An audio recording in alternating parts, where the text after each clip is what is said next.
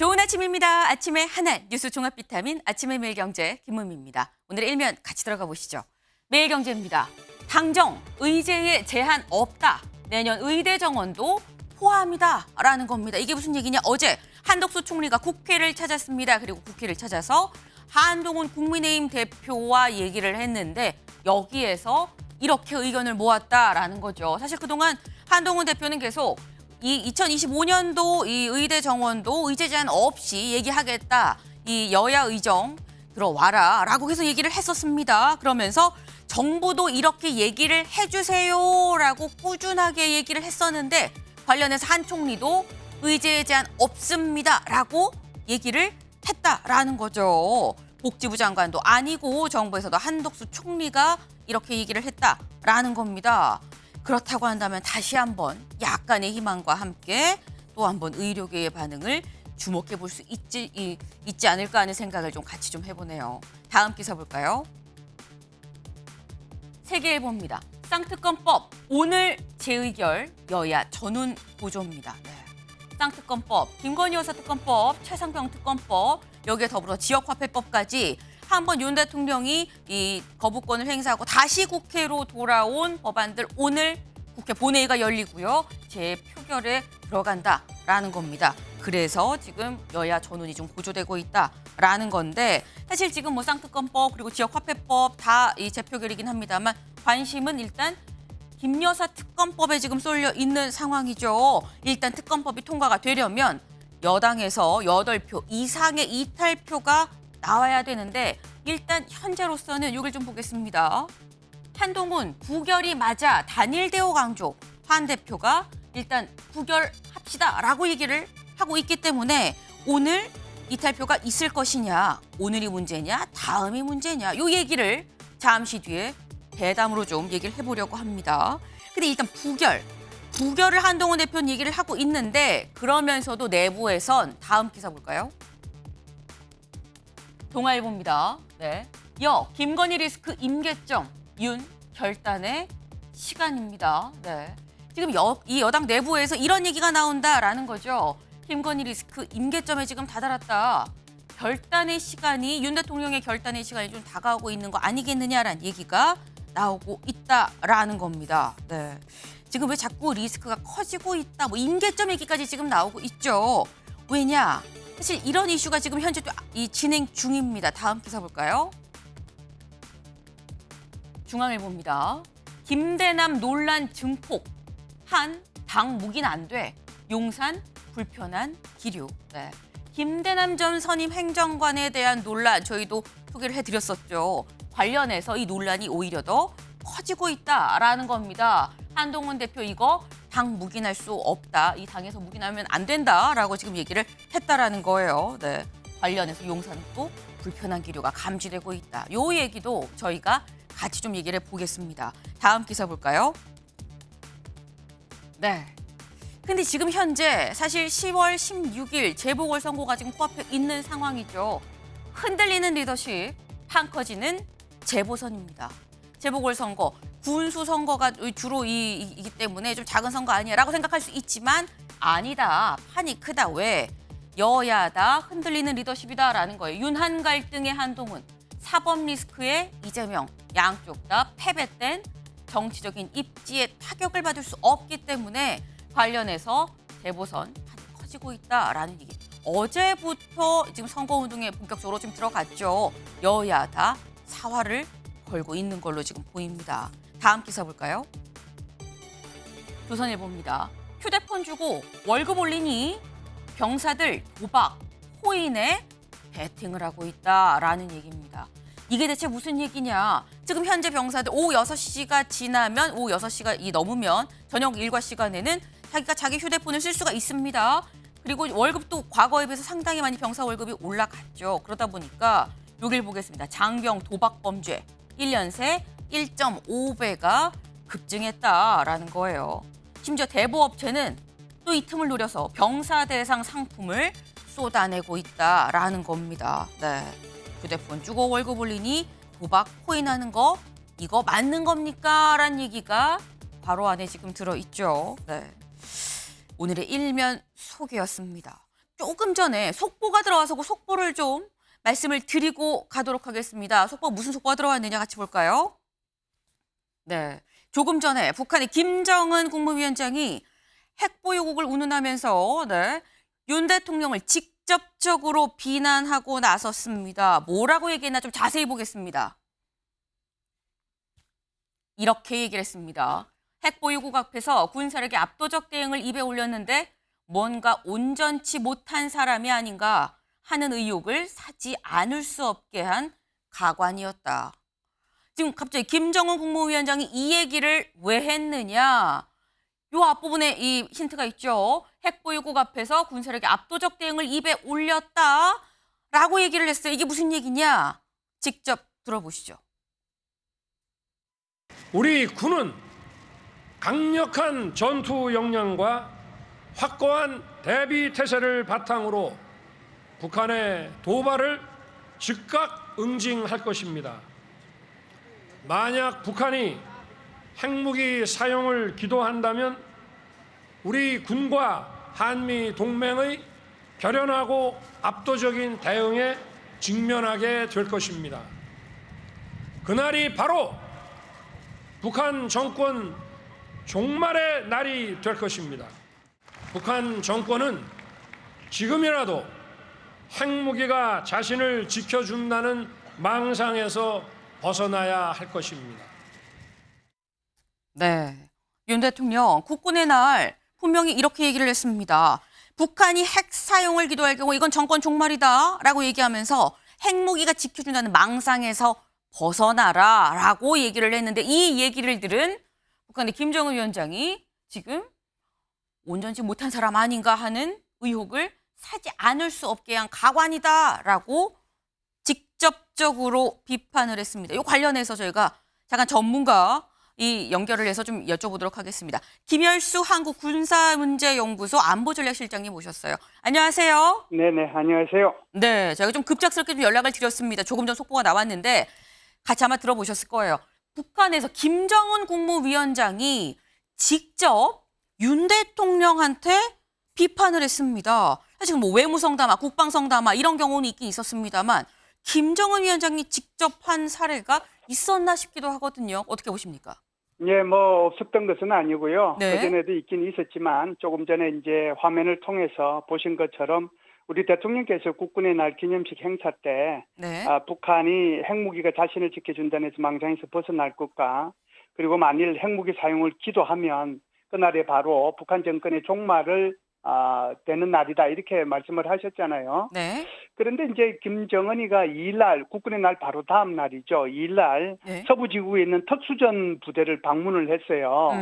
그런데 여기서 이제 자기 부대원들한테 뭐가 이제 한마디 해야 되니까 네. 그렇게 이제 한마디 한 것이 바로 핵을 보유한 국가의 문전에서 뭐 군사력의 뭐 압도적 대응을 입에 올렸는데 뭔가 온전치 못한 사람이다. 뭐 이런 식으로 이제 얘기를 했다라고 볼 수가 있는데요. 네. 이 두 가지의 그 응답을 한번 우리가 생각을 해보면 이제 두 개 다 조건이 있어요. 우리 대통령께서는 만일 북한이 핵무기를 사용하면 이라는 네. 전제 조건이 있고요. 네. 김정은이가 사용한 전제 조건은 만일 공화국 주권을 침해하는 무력 사용을 기도하려 든다면 네. 이런 조건이 있거든요. 네. 이런 조건이 있을 경우에 각각 하나는 북한 정권의 종말을 예고하는 거고 하나는 바로 대한민국의 생존이 불가능할 것이라고 이렇게 얘기하고 있거든요. 네. 이것은 결국은 서로가 서로에 대한 억제력의 한 간접적인 표현 방법이라고 볼 수가 있는데요. 네. 억제가 성공을 하려면 능력도 있어야 되고 신뢰도 있어야 되는데 그것보다 더 중요한 것은 사실상 상호 의사소통이거든요. 그런데 지금 남북한 간에 의사소통할 방법이 없잖아요. 네. 남북한이 충분히 서로를 억제할 수 있는 능력과 신뢰성은 있는데 의사소통할 방법이 없으니까 이것을 간접적인 방법을 통해 가지고 서로 의사소통을 통해서 서로가 서로에 대해서 억제력을 발휘하려고 하는 모습들을 10월 1일과 10월 2일 날 보여주었다 이렇게 볼 수가 있죠. 네. 지금 실장님 얘기는 지금 윤 대통령도 그리고 김정은 국무위원장도 말로써 어떤 억제력을 과시하고 표현을 한 것이다라고 말씀을 하셨어요. 소통을 하기에는 지금 현재 소통이 원활치 않다 보니까 말로써 공개적으로 지금 억제력을 표시한 거 아니겠느냐라고 말씀을 하셨는데 사실 북한에서 그동안 우리나라 대통령에 대해서 비판한 적이 이번이 처음은 아니긴 하죠. 역대 뭐가 있었냐 같이 보겠습니다. 역대, 네. 이제 문재인 전 대통령에 대해선 뭐 삶은 소대가리도 앙천대 노할 노릇이다라고 했던 적이 있죠. 그리고 박근혜 전 대통령에 대해선 뭐 시집도 못 가본 늑다리의 고약한 심술증이다라고 얘기한 적도 있어요. 그리고 이명박 전 대통령 때도 뭐 쥐에 비유한 뭐 이런 적이 있었습니다.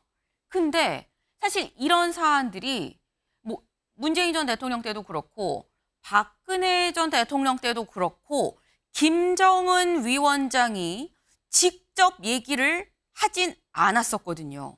이때는 뭐 단체 북한의 무슨 알 수 없는 4개 단체가 뭐 공동으로 성명을 내거나 아니면 뭐 김여정 부부장이 얘기를 하거나 김여정 부부장도 높다고 하긴 하지만 김정은이 직접 나선 경우는 없었는데 표현도 그렇고요. 말한 주체도 그렇고요. 사실 이걸 다 같이 봐야 되는 거 아닙니까, 실장님? 그렇죠. 사실상 뭐 북한에서 주로 이제 이 대남 담화를 발표하는 그러니까 대남 전문가라고 볼 수가 있겠죠. 네. 이 담화 전문가가 바로 이제 김여정이라 볼 수 있는데 지금 화면에서 보신 것처럼 뭐 삶은 소대가리, 겁먹은 게, 뭐 전형한 사고방식, 3살 난 아이들, 뭐 미국산 앵무새, 특등 머저리, 앙천대소 차마 이게 입에 담지 못할 그런 욕들을 뭐 어떻게 보면 욕이죠. 그런 것들을 다 해왔다라고 볼 수가 있는데 네. 이번 같은 경우에도 뭐 크게 변했다라고 보지는 않습니다. 이번이 특별히 더 강도 높은 비판은 아니다라고 보시는 건가요? 네, 아니요. 그 강도 높은 비판이라기보다는 네. 이번에는 이제 그것이 조금 줄어들었다고 이렇게 볼 수가 있는데요. 한번 보시죠. 2022년 8월 달에 네. 우리 대통령께서 담대한 구상을 발표했을 때 네. 김여정이가 한 말이 그 인간 자체가 싫다 이렇게 얘기를 했고요. 작년도 4월 달에 그 확장 억제에 대해서 네. 바이든 대통령과 우리 대통령께서 워싱턴 선언을 발표했을 때 네. 김여정이가 우리 대통령을 못난 인간이라고 얘기했거든요. 네. 그런데 이제 이것은 주로 김여정이가 담당을 해왔던 거고요. 그렇죠. 그러면은 김정은이는 한마디도 안 했느냐? 음. 사실상 그 전까지만 하더라도 김여정이가 배드캅 그러니까 나쁜 경찰의 역할을 하고 네. 그리고 이제 김정은이는 조금 한 발 물러서서 국합의 역할을 하는 그런 역할 분담을 해왔다라고 하면 네. 지금 사실상 윤석열 정부 들어서서는 김정은도 여기에 이제 가세를 하고 있다라고 볼 수 있는데요. 왜 그러냐면 2022년도 7월달 전성절 열병식 때 네. 김정은이가 직접 우리 대통령 실명을 거론을 하면서 그 우리 대통령이 한 망언이나 추태들을 기억한다 그렇게 얘기를 했고요. 그리고 이제 엊그제죠. 10월 2일 날 서부지구 특수부대 방문한 자리에서도 윤석열 괴뢰라고 대통령 실명을 직접 거론하면서 괴뢰라는 표현을 쓰면서 네. 뭔가 온전치 못한 사람이다라고 이렇게 규정을 했거든요. 그래서 이것이 삶은 소대가리든 지금 조금 뭐 표현이 완화됐던 이것은 변하지 않고 있는데 차이가 있다라고 하면 이제는 김여정뿐만 아니라 네. 김정은도 한국 대통령의 비난과 비판 대열에 동참하기 시작했다. 이것이 차이라고 볼 수 있습니다. 네. 그러니까 북한이 그동안 우리나라에 대해서 우리나라 대통령에 대해서 직접적으로 비판을 한 적은 있긴 있는데 이게 뭐 다른 이 발언 자체의 수위라기보다는 발언 주체가 누구냐를 봤을 때 그동안은 국합, 배드캅, 김여정, 김정은 좀 나눠서 김정은은 좀 입을 다물고 있었다고 한다면 이번엔 김정은도 가세를 했다라는 게 차이점이다. 그게 사실 큰 포인트다라고 말씀을 하셨어요. 근데 그렇죠. 말씀 중에 제가 나온 게 어제 김여정 부부장이 입장을 냈습니다. 뭐라고 냈느냐 같이 보시죠. 국군의 날 기념 행사를 본 소감이라고 얘기를 하면서 뭐라고 했느냐. 전술핵 무기급이나 다름없다는 황당한 궤변으로 분식된 흉물이다. 쓸모없이 몸집만 잔뜩 비대한 무기다라고 하면서 윤석열이 전쟁열에 잔뜩 들떠 독거된 대결 악청은 종말을 앞둔 자의 최후 비명에 지나지 않는다. 허세 부리기에 열을 올렸지만 불안 초조한 심리의 여검 노출이다. 그러니까 지금 김여정 부부장이 이미 바로 하루 전날 또 얘기를 했어요. 어떻게 보면 사실 같은 날 뭐 비슷한 날 얘기를 했다고 볼 수 있는 건데 김정은 위원장 얘기를 할 거면 김여정 부부장은 왜 또 얘기했느냐. 불과 하루 상간에 왜 원투가 다 나선 것이냐라는 의문이 듭니다, 실장님. 네, 이것은 이제 북한에서 발표한 시간의 차이라고 봐야 되겠죠. 네. 김여정이는 담화를 3일 날 지금 그 내용을 핵심적으로 요약해서 말씀해 주셨는데 3일 날 발표를 했고요. 그리고 이제 김정은이가 서부지구 특수부대에 가서 한 얘기는 2일인데 이것을 이제 발표를 한 것은 4일 날 오늘 이제 아침에 이걸 발표를 한 거죠. 그래서 그것이 이제 앞뒤의 차이가 북한이 김여정이 담화가 먼저 나오고 마치 김정은이 발언이 그 다음에 나온 것처럼 보이지만 실제로 발언은 김정은이가 부대를 먼저 방문을 했으니까 거기 가서 한마디 한 거고 그리고 이제 정제된 뭐 어떻게 보면은 자기가 엄청나게 준비를 해서 이렇게 담화문을 발표한 것은 김여정의 발표문이다. 이게 3일날 발표했는데 제가 이제 오히려 그거보다는 김여정의 발표문에 대해서 한마디만 추가를 좀 하겠습니다. 사실상 김여정이가 한 핵심적인 얘기는 세 가지죠. 사실상 우리가 이제 보여줬던 해무5 구축 18년에 대해서 이것을 기행 달구지라고 조롱을 했고요. 전략사령부 창설에 대해서는 개가 투구를 쓴다고 해서 뭔가 사자가 될 수가 없다고 얘기를 했고요. B1B가 사상 처음으로 국군의 날에 이제 참여를 했는데 여기에 대해서 이제 경의를 표하는 몰골이다. 그러면서 전체적으로 국군의 날이 허무한 광대극이다라고 비판을 했는데요. 네. 사실은 이 세 가지가 북한으로 와서는 부담스럽다는 것을 간접적으로 얘기하는 거예요. 해무5가 좀 부담스럽다. 전략사령부가 창설이 돼서 사실상 삼축 체계를 효율적으로 사용할 수 있는 것에 대해서 부담스럽다. B1B가 언제든지 전개할 수 있다는 전략자산이 여기에 대해서도 부담스럽다라고 하는 것을 김여정이가 담화를 통해 가지고 발표한 건데 자기네들도 굉장히 부담스러운 면이 있다는 것이죠. 네, 알겠습니다. 지금 실장님 말씀을 좀 들어보니까 사실 뭐 같은 날 얘기를 하고 다른 날 얘기하고의 문제는 사실 큰 차이는 없습니다. 근데 중요한 건 김정은, 결국 제가 드린 이 두 번째 질문과 세 번째 질문이 좀 연결이 돼 있다고 좀 봐야 될 것 같아요. 네네. 김정은 국무위원장이 직접적으로 나섰다. 그런데 지금 해주신 말씀은 이 얘기인 즉슨 북한이 그만큼 우리나라 국군의 날 이 시간제를 보고 좀 더 상황이 심각하고 좀 압박을 받았다. 그래서 이렇게 공개적으로 이 비판을 계속해서 내놓는 걸로 좀 봐야 된다라는 취지로 지금 설명을 해주신 걸로 이해를 했습니다. 오히려 분석이 더 정확합니다. 네. 감사합니다, 실장님. 고맙습니다. 네네. 네. 내지는 김정은 국무위원장이 직접 나서서 이 윤 대통령을 비판을 했다라는 점은 상당히 좀 큰 포인트가 아닌가 싶습니다. 앞으로 북한이 사실 지금 이 시각도 북한이 쓰레기 풍선을 계속 쏘아 올리고 있다는 문자를 아마 다들 받으셨을 거라고 생각을 해요. 지금 계속 쏘아 올리는 이 쓰레기 풍선 더불어서 험해지는 말들, 이런 말들이 뭔가 다른 정말 큰 사건으로 이어지지 않기를 그러려면 우리가 좀 더 이 예의주시를 하고 있어야 되겠죠. 다음은 장담 못해. 무슨 얘기일까요? 기사 같이 보시죠. 김건희 특검법 오늘 재표결, 한동훈 부결입니다. 네.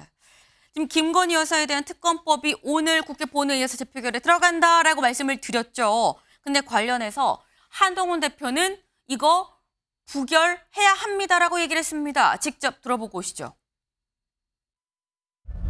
김건희 여사와 관련한 문제들에 대해서 여러 가지 생각들이 있을 것이라는 것으로 알고 있고 당에서도 생각들이 많을 겁니다. 다만 지금 민주당이 통과시키려고 하는 특검법은 민주당이 모든 걸 정하고 민주당 마음대로 하는 특검법입니다. 저는 그렇기 때문에 이 민주당이 통과시키고자 하는 지금의 이 특검법에 대해서는 부결시키는 것이 맞다고 생각하고 당원들에 대해서도 그리고 당 의원들께도 그런 설득을 드릴 생각입니다. 한 번 더 이렇게 또 하게 하면은 미리 얘기하지 않겠습니다. 네. 한동훈 대표의 소리, 이 말을 좀 직접 들어보죠. 주변에 약간 바람 소리가 좀 같이 좀 확 들리면서 조금 웅웅거리는 감이 없지 않아 있긴 했습니다만 확실한 얘기는 뭐였느냐. 김 여사 관련해서 여러 생각들이 있을 있겠지만 일단 부결하는 게 맞다라고 명확하게 얘기를 했습니다. 만약에 이탈표가 있다고 하면 친윤이 아닌 친한 쪽의 이탈표가 아니겠는가라는 전망이 있었는데 한 대표가 직접 이거는 부결합시다라고 얘기를 한 거죠. 그렇다면 오늘 부결될 가능성이 높겠네라는 생각이 들긴 합니다. 근데 신지호 부총장님, 근데 이런 얘기도 했어요. 김 여사 관련해서 당에서도 생각이 많을 거고 국민 보시는 시각도 다양할 겁니다. 라고 얘기를 했습니다. 그리고 뒤에 기자가 이거 다시 넘어오면 어떻게 하시죠? 여쭤봤더니 그건 미리 답하지 않겠습니다. 라고 얘기를 했거든요. 다음에 김 여사 특검법이 또 올라오면 달라질 수도 있다라는 얘기인 겁니까? 뭐 그런 논리적 가능성도 포함한 얘기라고 해석할 수도 있다고 봐요. 그런데 지금 김건희 여사 관련해서는 이거 말고도 명품백 또 도이치모터스 사건 말고도 뭐 여러 가지 의혹들이 뭐 하룻밤 자고 나면 새로운 뭐가 또 발견이 되고요. 뭐 이런 거고 오늘 뭐 동아일보에서 자세히 다루고 있지만 당내에서 친한계는 물론이고 이른바 친윤계로 분류되는 상당수 의원들도 이런 상태로 가면은 좀 점점 힘들어진다 하는 상황 인식을 하고 있는 거기 때문에 네. 지금 뭐 기사에 의하면 이번 달 내로 도이치모터스 주가 조작 이것도 검찰에서 불기소 처분하지 않겠느냐 하는 전망 기사가 나오고 있는데 만약에 그렇게 될 경우 또 여론이 어느 쪽으로 어떻게 작용할지 그 시점에서 또 다른 의혹들은 어떻게 또 불거졌는지 네. 뭐 이 등등 그거를 미리 지금 시점에서 예단해서 말할 필요는 없다. 아마 그건 것 같습니다. 네. 지금 이제 약간 조심스럽게 말씀을 하셨어요. 지금 현재 이 사안에 대해서 당 내의 분위기가 좀 예의주시하고 있는 분위기인 거고 이게 오늘과 내일 분위기 그리고 모레 분위기가 어떻게 달라질지 우리도 예측할 수 없다라고 말씀을 하셨는데 동아일보에 뭐 자세히 다뤘는데요라고 말씀하셨죠. 그 동아일보 기사 좀 같이 볼까요? 이걸 말씀하신 것 같아요. 네. 여 내부 김리스크 수습 못하면 다음 특검법은 부결 장담 못해. 네. 여당 내부에서 이런 얘기를 한다는 겁니다. 리스크가 수습이 안 되면 다음 특검법이 넘어왔을 땐 이때는 정말 모르겠다라고 얘기한다는 건데 누가 얘기했느냐? 이걸 좀 볼까요? 밑줄. 한 친한계 의원은 익명이긴 합니다. 특검법을 부결한 뒤 여사 방패막이 여사 방탄정당이란 비난이 거세질 수밖에 없다며 민주당의 추가 특검법 발의 이후 재표결 과정에서 이탈표의 마지노선인 8표를 무한정 지키기 어려울 수 있다라고 했다. 그리고 또 다른 한 친한계 관계자 여기 나와요. 한 친한계 관계자는 앞으로 김 여사의 대화 내용이 뭐가 더 나오느냐가 문제라며 야권에서 추가 폭로가 있을 것 같다니 걱정이 크다라고 얘기를 했다라는 겁니다. 야권에서 추가 폭로가 있다니 걱정이 크다라고 얘기를 했는데 사실 당장 다음 주 월요일부터 국정감사가 또 시작이긴 합니다. 실제로 지금 저도 들은 얘기가 임세은 의원님. 요즘에 이 정치권에 나오는 얘기가 국정감사 때 야당에서 김 여사 관련해서 뭐 할 거다 준비를 하고 있다라는 얘기를 어렴풋이 막 이런 얘기가 막 돌고 있어요. 그래서 여쭤봅니다. 실제로 준비하는 게 있는 겁니까?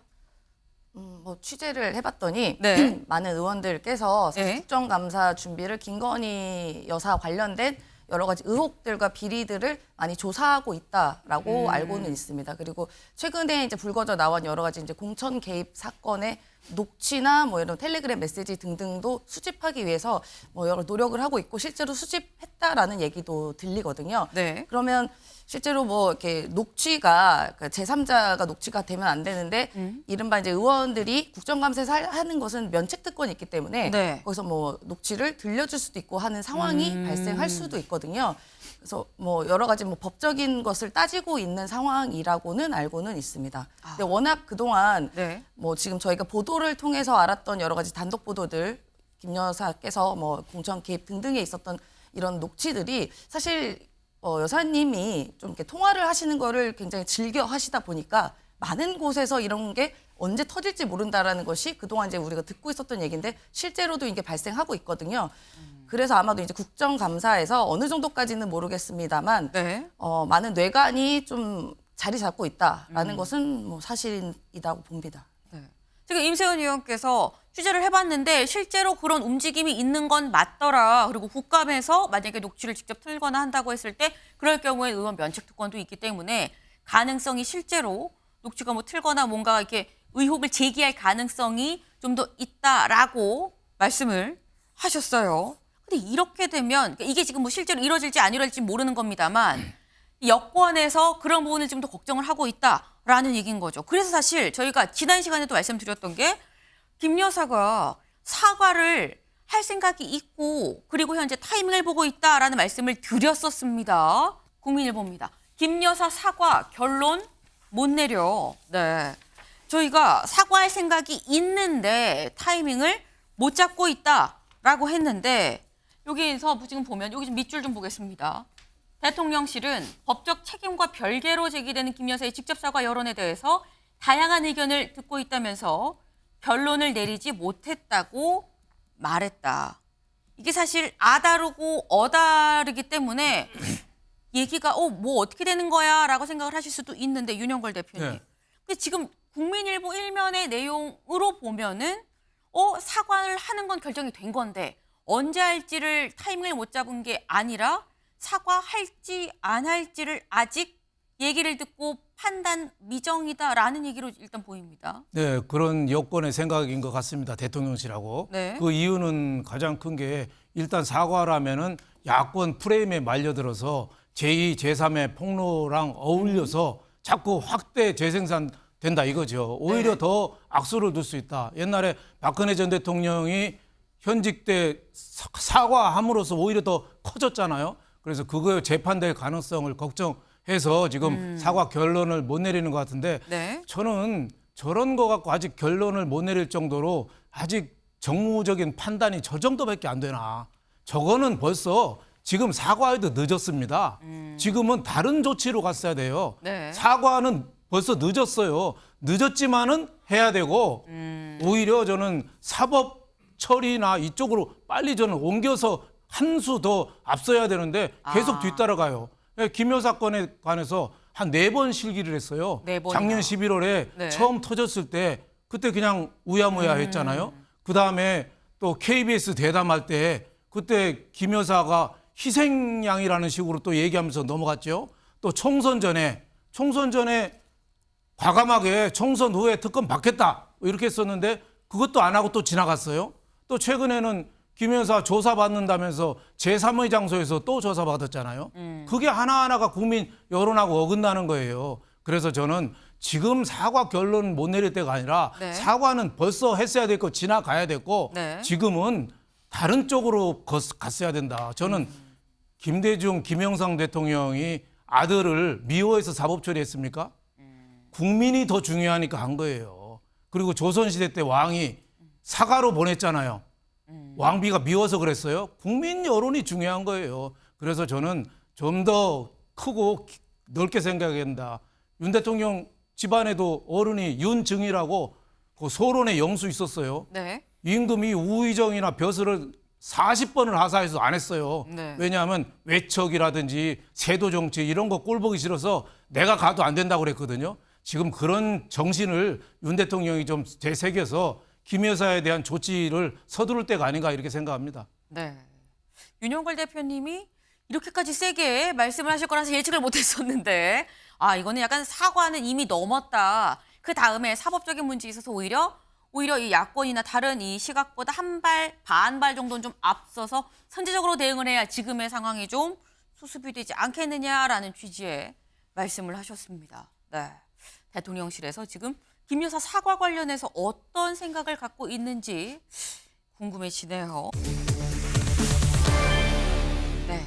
선 넘어, 네, 잔머리입니다. 한쪽은 선을 넘었다고 얘기하고요. 한쪽은 잔머리다라고 얘기를 하고 있다라는 거예요. 기사 같이 보겠습니다. 한동훈 공격사주 선 넘었다. 대통령실 김대남 주장 근거 없어라는 건데 일단 한동훈 대표 선을 넘었다라고 얘기를 했습니다. 요 얘기 직접 들어보고 오시죠. 아주 극단에 서 있는 상대편에다가 허위 공격을 사주하는 것은 선을 많이 넘은 해당 행위죠. 그리고 그 녹음을 보면 그게 무슨 모의 추리하는 게 아니라 그냥 실행 행위 자체가 그대로 녹음된 거잖아요. 이런 부분을 당이 알고서도 묵인한다면 공당이라고 할 수 없을 겁니다. 그러니까 필요한 조치를 취하는 것이다. 이렇게 이해해 주시면 될 것 같습니다. 네. 지금 한동훈 대표 굉장히 명확하게 콕콕 집어서 지금 얘기를 하고 있습니다. 이게 뭐 언론 제보도 아니고 당원인 사람이, 국민의힘의 당원인 사람이 좌파 유튜버한테 허위 공격 사주하는 거 이거 선 넘은 거 아니냐, 해당 행위다라고 딱 얘기를 해요. 그러면서 녹취를 보면 모의가 아니라 그냥 실행 행위 자체가 녹음이 돼 있습니다라고 얘기를 했어요. 이거 최창렬 교수님. 확실히 한동훈 대표가 검사 출신이라 그런지 몰라도 이거는 모의라고 볼 수도 없고 이건 실행이 그냥 그대로 담겨 있다. 한동훈 대표는 아예 그냥 유죄라고 확실한 이 생각이 있는 것 같습니다. 김대남 전 선임 행정관 네. 이제 그 서울보훈 감사로 갔다는데 그 내용은 다 이제 아는 거 아니에요 지금? 한동훈 대표에 대해서 욕설에 가까운 얘기도 나오더라고요 거기. 그리고 도저히 상식적으로 이해가 안 가는, 그리고 서울의 소리란 매체가 지금 얘기처럼 이른바 좌파 매체라고 얘기하는 거 아닙니까? 지난번에 김건희 여사하고도 7시간 통화 얘기가 있었고 말이죠. 그 매체인데 어떻게 그쪽과 그렇게 가깝게 5시간 정도 통화할 수 있는 것인지, 그리고 그 이전에도 통화를 많이 했더라고요. 그것도 좀 이해가 안 가. 그건 제가 볼 때 반드시 밝혀야 될 것 같아요. 대통령실에서 얘기하는 것처럼 개인의 일탈이라고 볼 건 아니라고 봅니다. 왜냐하면 이 김대남 이 선임 행정관이 대통령실에 근무를 했다고요. 네. 이게 대통령실과 관련이 전혀 없다고 할 수가 없다는 얘기예요. 거기 김건희 여사도 등장하지 않습니까? 김건희 여사가 정말 좋아할지 안 할지 모르지만 그건 어쨌든 간에 등장을 한다고요, 통화에. 네. 그렇다면 대통령실의 반응을 지금처럼 이게 개인의 일탈이다라고 치부할 게 아니고 대통령실에서 이걸 자세히 들여다보겠다, 조사하겠다, 이렇게 나와야 되는 거 아니겠어요? 그리고 국민에 대해서 이것도 사과해야 되는 거죠, 이런 부분들도.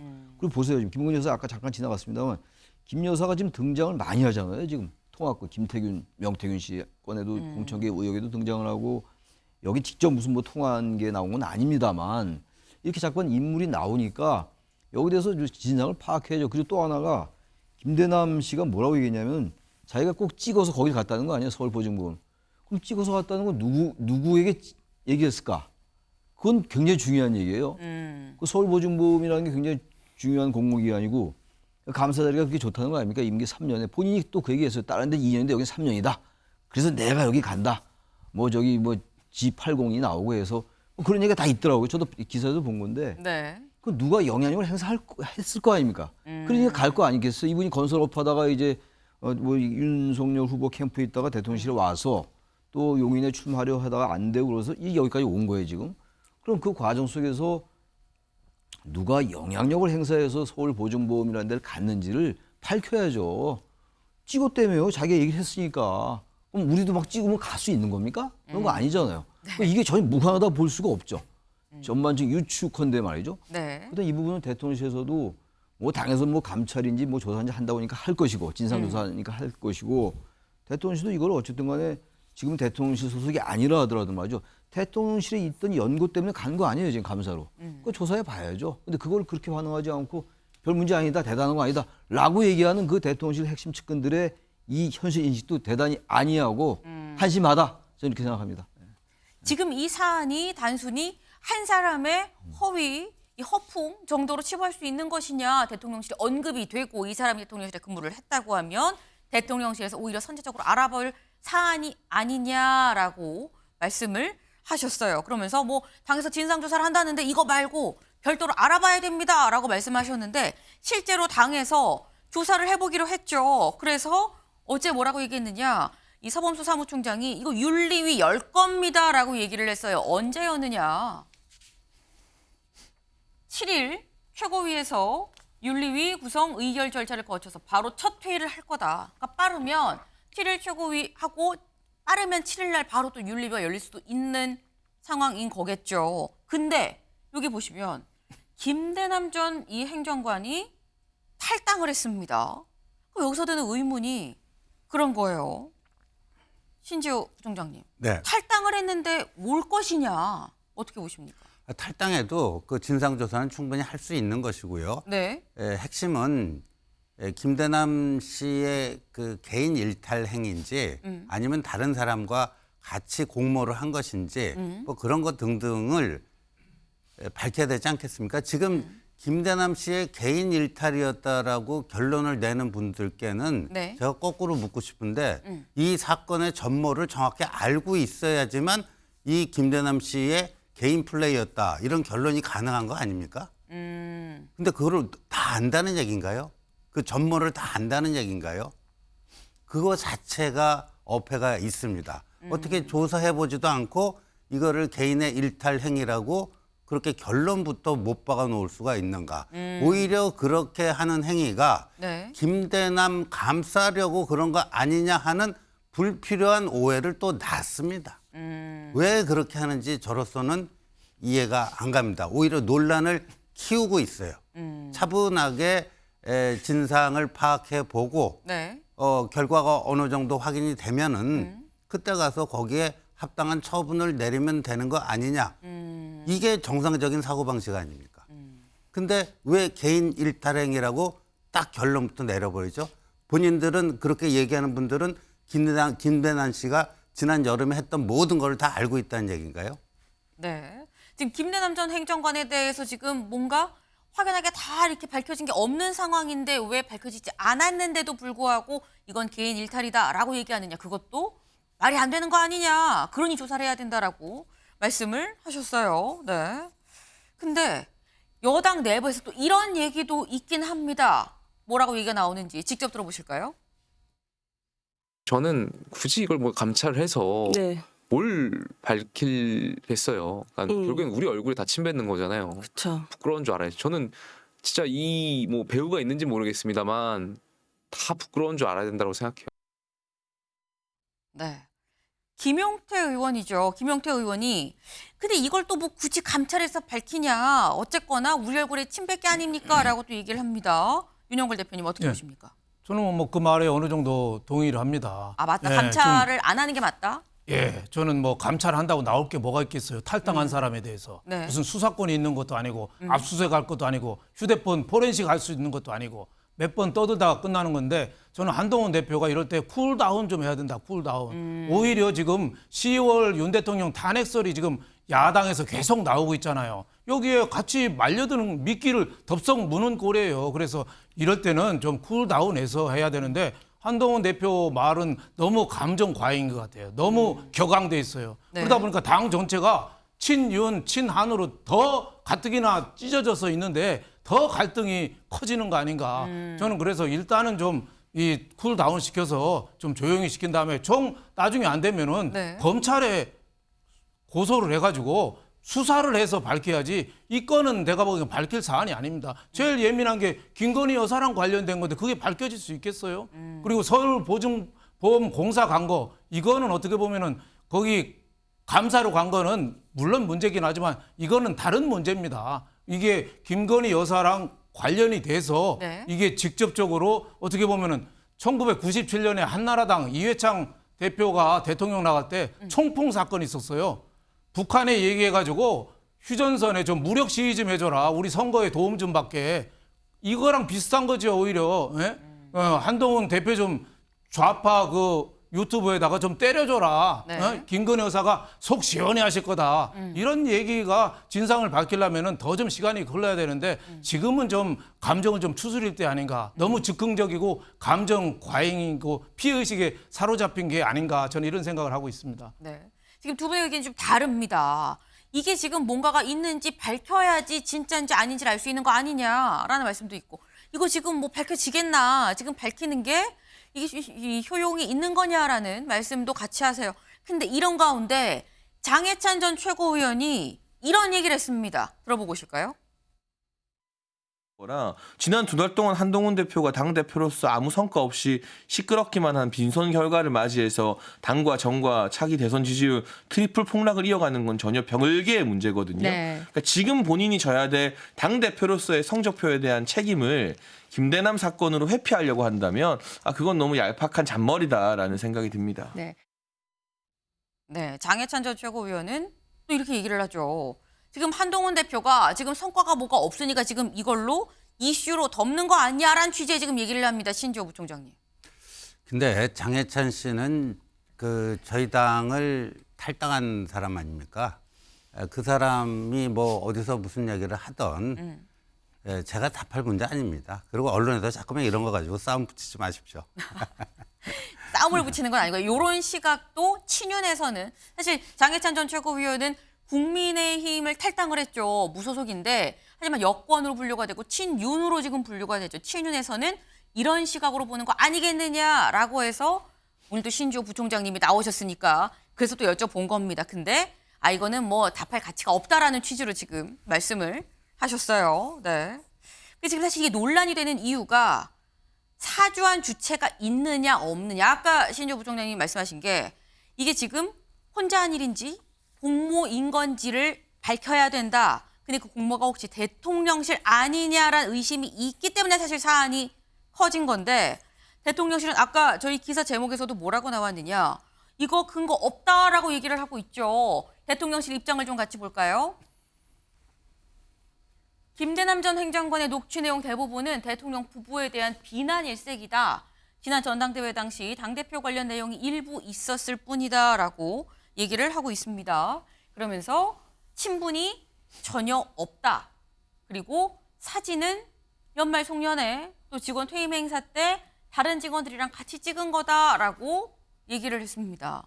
그러니까 대통령실 연말 송년회 때 했다는 얘기는 대통령실에 들어와서 선임 행정관으로 있는 기간 중인 거고 퇴임 행사라 그러면 그보다 더 뒤에 이 나갈 때 총선 앞두고 나갈 때 그때 나가면서 이 퇴임 행사 때 같이 찍은 거다라고 지금 얘기를 하고 있는 건데 근데 사실 대통령실이 논란에 대해서 그렇게 바로바로 막 즉각적으로 이렇게 언급을 잘 안 하는데 관계자 백브리핑도 그렇게 쉽지는 않거든요. 근데 이번엔 임세영 위원님 지금 알립니다라고 해서 직접적으로 되게 적극적으로 좀 반박을 했어요. 이건 어떻게 보십니까? 저는 참 좀 당황스러운 게요. 네. 저도 청와대에서 부대변인 시절에 네. 뭔가 논란에 대해서 저희가 해명을 할 때는 그게 근거가 매우 명확해야 되거든요. 근데 어떻게 보면 국정운영의 최고의 컨트롤 타워일 수 있는 대통령실에서 거짓말을 저렇게 할 수 있는지 좀 매우 의심스럽습니다. 지금 사진에 대해서 이야기를 하셨는데 네. 퇴임 때 잠깐 찍은 거고 하셨지만 실제로 당선인 시절에요. 김대남 씨랑 식사를 오랫동안 했던 근거들이 있어요. 그게 SNS도 올라갔고 그때 그 당시에 김대남 씨가 당선인과 식사를 해서 너무 즐거운 시간이었고 감동스러웠다는 등등의 얘기가 그 당시 당선인 시절에 나옵니다. 근데 이게 단지 전당대회 때 본 거나 퇴임식 때 본 거 그거 아니거든요.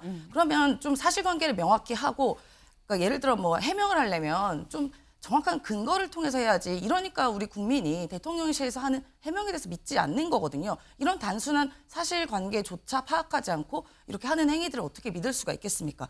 처음에는요. 대통령실에서 뭐라고 얘기했나. 김대남 씨랑 일면식도 없는 사이라고 했습니다. 근데 어떻게 여기서 비서관 대행까지 한 분과 일면식도 없을 수가 있어요. 그리고 이분이 갖고 있는 정보가 여사가 한동훈 때문에 죽으려고 해 등등 이런 게 사실관계들이 사실상 보면은 그때 기사가 나온 것들이나 서천 화재 간 것이나 이런 게 시간이 딱딱 맞거든요. 그러면 내부 정보를 갖고 있는 사람 아니겠습니까? 그런데 어떻게 일면식이 없을 수가 있어요? 그것부터가 거짓말인데 이제 일면식이 없다는 말이 궁색해지니까 사진이 나왔거든요. 그러니까 네. 이제 나온 이게 알려드립니다 내용들이 저렇게 나온 건데 이건 거짓말이라고 저는 판단됩니다. 네. 지금 임세훈 위원님이 이건 거짓말이다. 어떻게 대통령실에서 이렇게 할 수 있느냐라고 이제 좀 비판을 하셨어요. 근데 사실 이게 거짓말이라고 이게 약간 단언을 하셨는데 이게 맞는 거야라는 이게 실제로 있긴 있는 게 2022년에 김대남 이 선임 행정관이 그때는 이 예비 후보였었죠. 예비 후보 때 이런 기사가 났었습니다. 같이 보겠습니다. 네. 그 당시 2022년 4월 13일에 본인이 한 인터뷰에 이게 있었어요. 제가 조직 동안에 조그마한 능력이 있어서 제 열정을 펼칠 수 있고 그러다 보니 당선인이 저를 많이 신뢰하셨던 것 같습니다. 라고 얘기를 하면서 3월 29일, 그러니까 2022년 3월 29일인 거죠. 2022년 3월 29일에 당선인과 2시간 독대라는 귀중한 기회를 얻을 수가 있었다라고 얘기를 합니다. 근데 2022년 3월 29일이라고 하면 말 그대로 당선인 신분이거든요. 아직 대통령실로 이제 취임하기 전인 건데 근데 그렇다고 하면 이게 최정일 교수님. 예. 그럼 이거는 김대남 행정관의 허풍인가 이것 역시. 허풍일 리가 없겠죠. 저게 이제 4월 20 재작년 아닙니까? 벌써 2022년이면 그때 네. 언론과 인터뷰에도 없는 얘기를 저렇게 하겠어요. 대통령 당선인과 만났다는 걸 거짓말 할 리가 없어요. 2시간 독대는 사실 크긴 해요. 2분도 한 것도 아닌데. 예? 근데 그걸 어떻게 저렇게 거짓말을 하겠어요? 말이 안 돼요. 저는 뭐 말이 안 된다고 제가 단언합니다. 제 거짓말이 아니라고 단언할 수 있어요, 제가. 근데 아무튼 뭐 지금 윤 대통령의 인식은 없나 보죠. 요즘 우리나라 정치에서 자꾸 사진에 나와도 잘 모른다고 하는 게 거의 뭐 일반이 돼가지고 저렇게 얘기하니까 할 말은 없어요. 그야말로 그 인식 속을 우리가 알 수가 없는 건데 저는 이 김대남 씨 이 문제 저 가볍게 넘긴 문제 아니라고 봐요. 아까 장해찬 씨 말에 전 전혀 동의할 수 없어요. 제가 저 남의 말에 대해서 제가 평가하겠다는 게 아니라 그건 그분의 생각이니까 존중하겠는데 저렇게 자꾸 얘기를 하니까 한동훈 대표가 무슨 뭘 덮으려고 저렇게 하겠어요? 저건 제가 만약 한동훈 대표도 그냥 안 넘어갔을 것 같아요. 이건 왜냐하면 현재 여당 대표인데 그리고 전당대회 때 주요 후보였는데 유력한 후보를 공격한 거란 말이에요. 다른 매체에다가. 네. 매체에다 대고 이거 얘기해야죠. 이런 걸 다 덮어놓고 뭘 밝혀 나옵니까? 정치라는 게. 뭔 진상규명, 그것도 뭐 민생을 잘하는 것도 아니고 진상 하나 규명이 안 되고 그냥 매일 의혹으로 남기고 이게 국민의 모습에 차곡차곡 쌓아간다고요. 그게 이른바 10월 위기설로 나오고 있는 거라고 저는 봅니다. 네. 이런 것들을 지금 보세요. 저 인터뷰 내용도 나오고 있죠. 아까 사진도 있었죠. 근데 대통령과는 일면식이 없다라고 얘기한다면 누가 믿겠어요 도대체가.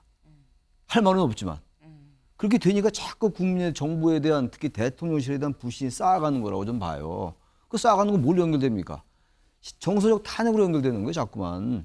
이게 헌법과 법률의 중대한 위배가 아니라 하더라도 이건 그렇게 간단히 볼 문제가 아니죠. 그래서 이거는 저렇게 대통령실이 얘기하는 것처럼 친분 없다, 일면식도 없다, 우리하고 관계 없다, 개인적 일탈이다 라고 볼 게 아니고 이렇게 대통령을 비난했으면 당장 잘라야죠 감사해서. 대통령과 2년 때문에 다 되는 거 아니에요? 솔직히 말씀드려서 이 낙하산이라는 게. 그 뭐 어제 오늘 일이 아니지 않습니까? 문재인 정권 때도 그랬고 이 정권도 그렇고. 근데 이렇게 대통령 비난 일색이 밝혀졌으면 당장 감사해서 물러나게 해야죠. 왜 감사 그 자리에 놔두고 있죠? 저는 그거부터가 이해가 안 가요. 별게 아닙니다. 감사 자리 간 것과. 저는 그렇게 생각합니다. 예. 최창렬 교수님 얘기는 내가 한동훈 대표라도 이거는 문제 있다고 얘기하겠다, 조사하라고 하겠다라고 말씀하시면서 이거 당장 감사 자리부터 지금 뭐 잘라야 된다라고 말씀을 하셨어요. 실제로 어제 한동훈 대표 이렇게 얘기를 했죠. 들어보고 오시죠. 국민들께서는 그런 형편없는 보안의식과 공적 의식이 있는 사람이 그런 중요 공기관의 임원으로 계속 근무하고 있는 것, 거기에 임용된 것 자체에 대해서 이상하다고 생각하실 겁니다. 그 입장에 대해서? 무관하다는 입장을 내셨고요. 저도 그럴 거라고 생각합니다. 그렇기 때문에 더더욱 진상을 규명하고 책임져야 될 사람에게 책임을 물어야 하는 겁니다. 네, 한동훈 대표 이렇게 얘기를 했죠. 김대남 서울보증감사 임용 자체가 이상하다. 다시 말해서 사퇴해야 되는 거 아닙니까? 라는 얘기를 이렇게 얘기를 했다라는 겁니다. 한동훈 대표 일단 감사직에서 좀 내려오시죠. 라고 얘기를 했다라는 건데 근데 여기 보겠습니다. 네, 여기 김 감사는 동아일보에 공격사주 논란과 감사직은 별개 사안이라고 생각한다며 사퇴할 의사가 없다고 밝혔다라는 겁니다. 근데 윤석열 대표님, 네. 보통은 일단 논란이 되면 직을 보통 사퇴를 하긴 하거든요. 근데 탈당은 했어요. 탈당은 했는데 사퇴는 안 한다. 이건 난 떳떳한데 당이 날 공격하니 나는 탈당을 하고 감사직은 그대로 간다라는 겁니까? 굉장히 뻔뻔한 거죠. 네, 굉장히 뻔뻔한 거죠. 누군가 힘을 써서 서울보증보험에 갔을 거 아니에요. 연봉 3억에 차 나오고 법인카드 뭐 한 달에 한 500만 원 이상 쓰는 꿀보직 중에 꿀보직이거든요. CEO랑 같은 급입니다, 감사가. 네. 그런 정도의 꿀보직 자리에 나 내놓기 싫다 이거죠. 거기 갈 때 얼마나 노력해서 갔는데 내놓기 싫다. 말이 안 되는 거죠. 그래서 저는 대통령실에서 뭐 나가라고 하면은 뭐 직권 남용이고 뭐 자진 사퇴 요구할 수도 없다. 뭐 이렇게 하는데 제가 보기에는 내보내야 되죠. 내보내서 민심을 빨리 수습해야 되고 이 사태의 본질은 저는 지금 그 한동훈 대표도 그렇고 대통령실도 그렇고 이 네 분 미끼에 자꾸 말려드는 것 같아요. 미끼에. 예, 이 사태의 본질은 네. 서울의 소린가 그 이명수라는 기자가 옛날에 왜 7시간 50분 김건희 여사랑 통화한 거 MBC에 선거 전에 제공하고 이번에 300만 원쯤 백도 관련이 됐고 이번에 대통령실 앞에서 김 여사 또 편의점 들리는 것도 몰카로 또 찍어서 하고 김 여사 스토커거든요. 김 여사 스토커한테 지금 이 건도 지금 당한 거예요. 그러면 이거를 앞으로 어떻게 수습을 할 건가? 예? 이거를 그냥 놔둘 수는 없고 내가 보기에는 한동훈 대표도 여기에서 감정적인 대응을 하면 자꾸 야권 좋은 일만 시켜요. 네. 미끼를 덥석 무는 거랑 똑같아요. 한동훈 대표는 좀 침착하시고 네. 윤 대통령은 저는 여기에 대해서 선제적인 조치를 해서 네. 수사를 시킨다든지 뭔가 조치를 빨리 해서 국민 감정을 좀 수술해야 된다. 오늘 재의결해서 김건희 여사 특검법이 또 부결될 가능성 높지만 그렇다고 해서 끝나는 겁니까? 사법적인 건 끝나는 건지 몰라도 정치적인 문제는 지금부터 시작입니다. 그래서 그런 면에서 김대남 씨 사건도 그렇고 요전에 왜 명태균이라고 마산의 정치 거간꾼이 또 그것도 김건희 여사랑 또 문자한 게 나왔잖아요. 네. 그럼 뭔가 일괄적인 전 조치가 필요하지 않느냐 이렇게 생각합니다. 네, 신조 부총장님 짧게. 그 한동훈 대표가 뭐 감정적 대응하는 건 아니고요. 차분하게 지금 진상조사의 필요성을 얘기하는 겁니다. 그리고 그 나경원 의원이 어제 저렇게 한동훈 대표의 진상조사에 대해서 야당이 한 그 탄핵의 그 밑밥을 뭐 물어버리는 거다는데 저는 전혀 생각이 다릅니다. 왜냐하면 대통령 탄핵 그거는 반드시 저희가 지켜내야 될 마지노선입니다. 네. 그걸 지키기 위해서도 우리 내부에 어떤 일이 있었고 어떤 문제가 있었는지를 저희 스스로의 손으로 진상 규명할 거 규명하고 조치를 취할 거 조치하고 김건희 여사 문제도 마찬가지고요. 대통령실에 여러 가지 뭐가 있었다면 그것도 마찬가지고요. 저희 스스로 그런 자정 능력을 보여줄 때만이 네. 대통령을 야당의 부당한 공세로부터 지켜낼 수 있는 이게 되죠. 이걸 그냥 덮어주고 가자고요. 네. 그럼 덮어지나요? 계속해서 나옵니다. 그러면 거기에 터져 나올 때마다 즉자적으로 대응하는데 급급한 이런 한심한 당이 됩니다. 그러니까 조금 더 생각을 해보면 한동훈 대표가 저 왜 그러는지 답이 나옵니다. 네. 한동훈 대표가 지금 감정적으로 그러는 게 아니다. 오히려 탄핵 마지노선을 우리가 더 앞장서서 막기 위해서 그런 거다. 자정작용이 필요하다고 생각하기 때문에 그런 거다라고 말씀하셨어요. 지금 약간 여권 내부에서 지금 윤한 대통령실 뭐 공격사 좀 이런 얘기들이 계속 나오고 있는 상황이죠. 근데 이런 가운데 어젯밤에 김민전 최고위원이 SNS에 글을 올렸습니다. 뭐라고 올렸느냐 이렇게 올렸어요. 네. 에피소드 1, 2, 3라고 하면서 제목이 뭐 그런 거였었습니다. 두어 달 지켜본 한동훈 대표 측근들은 신데렐라 신드롬에 좀 사로잡혀 있는 것 같다라고 하면서 그 얘가 에피소드 1, 2, 3 이거다라고 얘기를 했는데 뭐냐? 첫 번째, 윤상현 의원과 일부 최고위원이 대통령이랑 만찬을 가졌다는 기사 보도가 있었다. 여기 김민전 최고위원도 포함이 됐었죠. 근데 몇몇 의원들과 대통령 만찬이 그렇게 주목받아야 하는 일인지 이해가 안 된다. 내가 그때 나한테 전화해갖고 내가 전화를 못 받았는데 내가 핸드폰을 안 갖고 가서 그런 거지. 사실 뭐 별일 아니었는데 이미 친한계 뭐 인사들이 나와서 뭐라고 하더라라는 게 첫 번째 신데렐라 신드롬의 신데렐라 신드롬으로 보는 이유 하나다라고 얘기를 하고요. 두 번째는 당 지도부 만찬 9월 24일에 있었던 한동훈 대표가 갔었던 만찬 밥 잘 먹고 와서 무슨 난리인지 이해가 안 된다. 가을밤 정치 이 얘기가 한지아 대변인 발언인데 그러니까 친한계 발언인데 이거 결국 친윤이 말하지 않은 게 드러났는데 이거 허수아비 때리기 아니냐라고 또 얘기를 합니다. 네. 그리고 또 세 번째 김대남의 녹음 파일. 김대남 전 행정관에 대한 얘기도 지금 하죠. 차투지 좀 따져보고 비난하면 안 되나. 용산에 추천한 사람은 신지호라고 한다. 라고 또 얘기를 했어요. 저희가 이렇게 실명으로 올렸습니다. 네. 일단 뭐 물론 지금 현재는 어제 밤에 올리고 오늘 아침에 보니까 삭제가 돼 있더라고요. 네. 근데 이제 공개적으로 얘기했을 때 일단 요거부터 신지호 부총장님. 그를 용산에 추천한 사람은 신지호다. 맞습니까? 그 용산 관계자가 기자들에게 그렇게 얘기한다는 거를 제가 화요일에 전해 들었다. 네, 네. 뭐 한 건이 아니라 여러 건을. 그래서 안 되겠다 해서 제가 화요일 밤에 제 페이스북에 자초지정 사실관계를 시간대별로 정리해서 올렸습니다. 네. 명백한 허위 사실이라고. 명백한 허위 사실이다.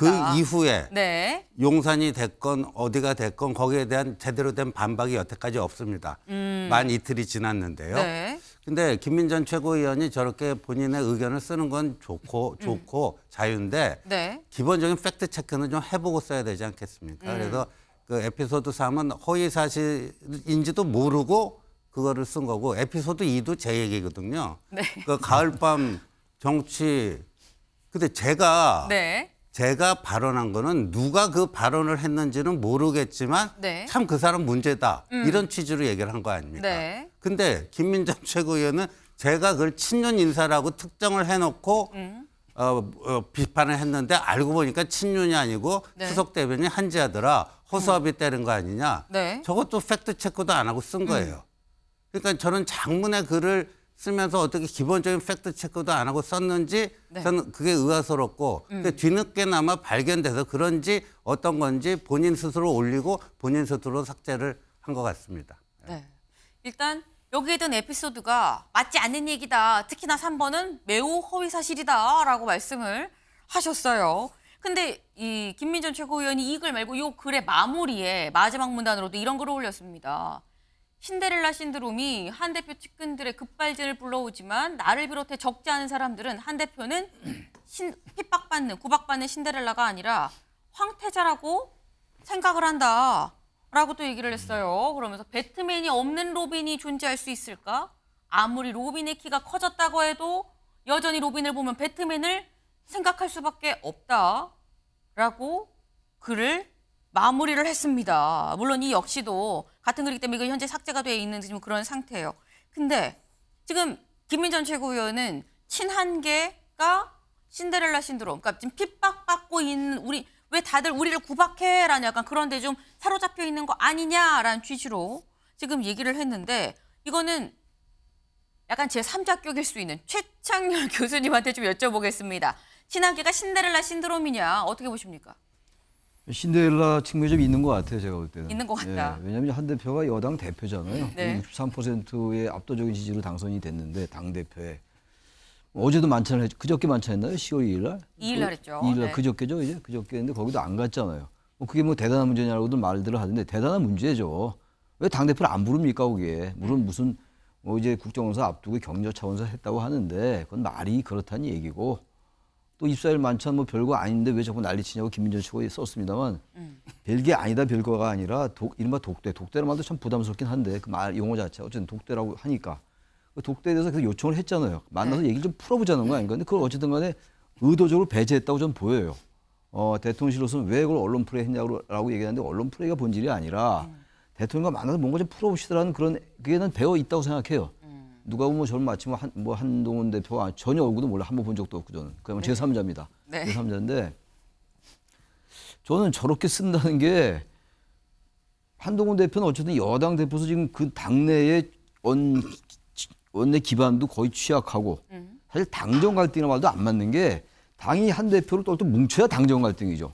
당이 친이도 많은데 무슨 당정 갈등인가? 전 당정 갈등의 말은 틀렸다고 해요. 일단 표현 자체가 틀린 본질을 전 반영하지 못한다고 보는 것이고 원외이기도 하고 네. 뭔가 좀 풀어보려고 그러는 거 아니겠어요? 물론 자신의 앞날을 위해서 그러겠죠. 모든 사람이 다 그러는 거니까.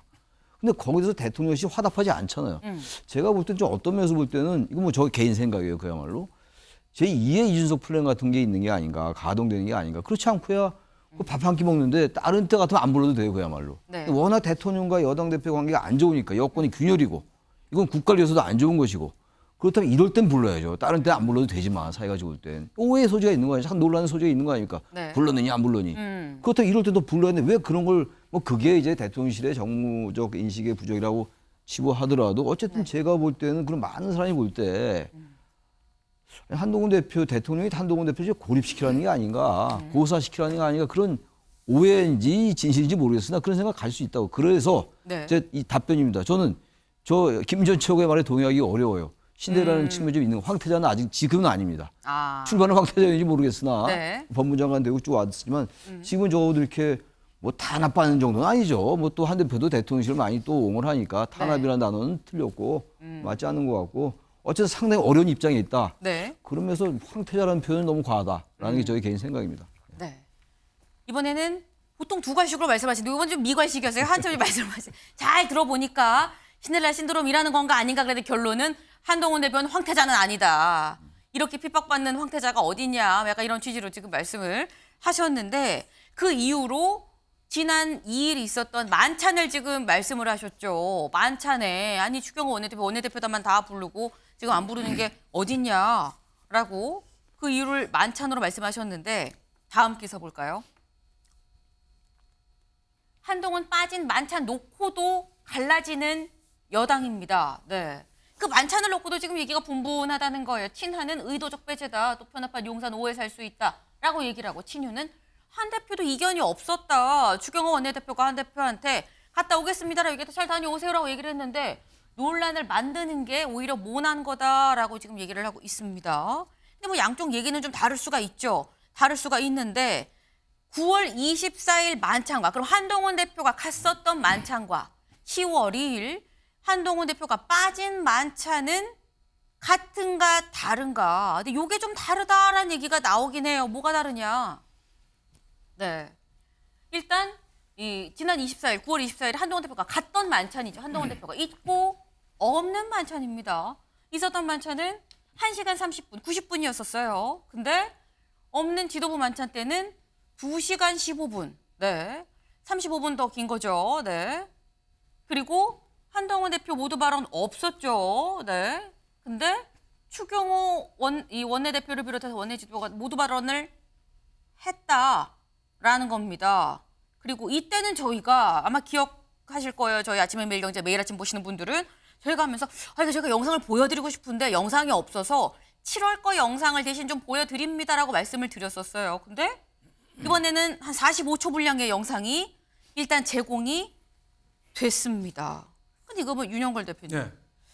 이게 지금 뭔가 다르긴 다른 것 같다라는 생각이 들긴 들거든요. 어떻게 보십니까? 편협한 협량의 정치들을 하고 있는 거죠. 여당에서. 예? 지금 어떤 때입니까? 오늘 재의결 투표를 하는 거예요. 네. 8표만 여당에서 이탈하면은 김건희 특검법, 최상병 특검법 25만 원 지원부터 그냥 바로 시행되는 겁니다. 야당에서 특검까지 임명해가지고 그냥 시행되는데 저걸 따로따로 하는 거예요. 핑계는 뭐 원내 대책이라고 해서 하지만은 누가 봐도 오비락이죠. 지금 한 대표 자리 하나 만들면 되잖아요. 그래서 같이 좀 잘해봐라 이러면 되는데 꼭 빼놓고 해요. 그러니까 저 문제는 윤 대통령이 저걸 오늘 재의결 뒤로 좀 늦추든가 아니면 한 대표를 포함해서 같이 하든가 이렇게 폭넓은 모습을 보여줘야 되는데 윤 대통령이 그건 전 잘못했다고 봐요. 하지만 한 대표도 잘했느냐? 저는 한 대표도 잘한 것 같지 않아요.